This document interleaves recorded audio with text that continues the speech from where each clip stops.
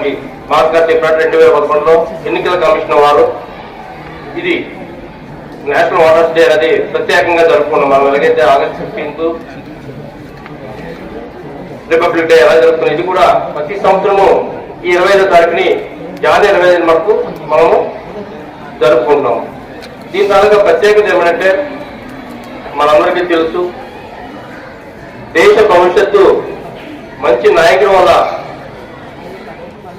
మాత్రమే మన దేశం యొక్క పురోగతి ఉంటుంది. ఉదాహరణ బాధ్యతగా మెలిగితే మీ కుటుంబం ఎలాగైతే మీ పిల్లలు మీరు ఎలాగైతే వృద్ధిలోకి వస్తారో అదే విధంగా మన ప్రజలు మంచి నాయకులు ఎన్నుకున్నప్పుడు అందులో ఉండే అందరం కూడా ఆ ప్రతిఫలాన్ని మనం అనుభవిస్తాం. నాయకులు మంచి సమర్థమైన నాయకులు మనం ఎన్నుకున్నప్పుడు దాన్ని ఎన్నుకోవాలంటే ప్రాముఖ్యత ఏమిటి, మనకి ఓటు హక్కు.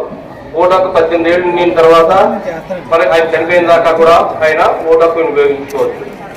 ఎందుకు ఓటు తాలూకా ప్రాముఖ్యత, భారతదేశానికి పార్లమెంట్ లో మంచి ప్రధానమంత్రిని మనం ఎన్నుకున్నప్పుడు మన దేశం వివిధ ప్రపంచ దేశాలతో పోటీ పట్టి ఈరోజు మనం చూస్తున్నాము. మంచి నాయకత్వం ఉన్న వల్లే మనకి ఈరోజు ప్రపంచ దేశాల్లో ఇండియా భారతదేశంలో గుర్తింపు వచ్చింది.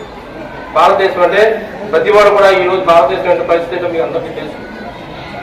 ఇది మనం ఎలా వచ్చింది అంటే మనము సమర్థమైన నాయకత్వం మనం ఎన్నుకున్నప్పుడు మాత్రమే జరుగుతుంది.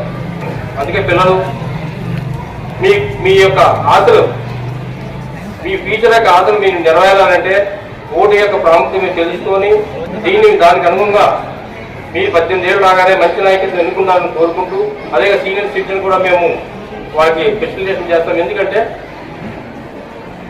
వాళ్ళు చాలా ఓటు వేసి ఉంటారు చాలాసార్లు. అంటే వాళ్ళు 18 ఏళ్ళ తర్వాత 60 ఏళ్ళు వచ్చి చాలా సార్లు వేసి ఉంటారు. సో వాళ్ళతో ఏ విధంగా వేస్తారో వాళ్ళు కూడా ఒక వ్యక్తిని మనం మాట్లాడిద్దాము, వాళ్ళ తాలూకు అనుభవం కూడా మాట్లాడతాము. అలాగే వ్యక్తులు ఉన్నారు, మన గ్రామ పెద్దలు ఉన్నారు, వాళ్ళు కూడా మనం ఓటు చెప్తారు.